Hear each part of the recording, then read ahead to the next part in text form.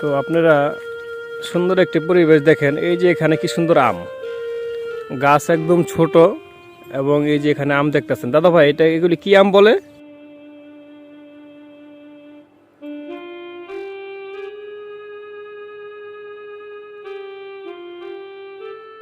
তো আরেকটা বিষয় আপনাদেরকে বলে রাখি, এখানে কিন্তু দুই পাশে দুইটা পুকুর। এই যে এখানে বিশাল একটা পুকুর, সেটার কোনো মানে বিশাল পুকুর আর কি। ওই পুকুরের পাড়ে হলো সব কলা গাছ, এবং এই পুকুরের পাড়ে হলো সব আম গাছ। যে পুকুরটা এখন আপনাদেরকে দেখাবো, দেখছেন এখানে আমের সারি সারি, এবং এখানকার যে পুকুরটা বিশাল বড় আরেকটি পুকুর, ঠিক আছে, মানে এটাকে বলে জোড়া পুকুর। ওই পাশে একটা পুকুর, এই পাশে একটা পুকুর। এখন বিশেষ করে সবচেয়ে যে জিনিসগুলি ভালো লাগছে সেটা হচ্ছে কি আম গাছ, ঠিক আছে। এখানে সারি সারিভাবে এখানে আম গাছ লাগানো হয়েছে, দেখেন, মানে একবারে থোকায় থোকায় আম, ঠিক আছে, খাওয়ার মানুষ নাই। সুন্দর সারিবদ্ধভাবে আম গাছ লাগায় রাখছে তারা। যে পুকুরের মালিক, সে মনে হয় তার আমের প্রতি খুব লোভ, ঠিক আছে, এবং সে মনে হয় আম খুব ভালোবাসে।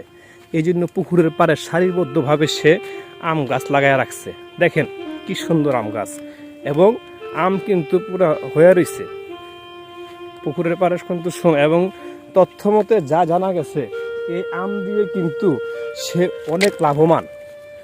আমরা তথ্য মতে যেটা পেয়েছি, এই আম দিয়ে সে অনেক লাভবান হয়েছে বিগতকালে।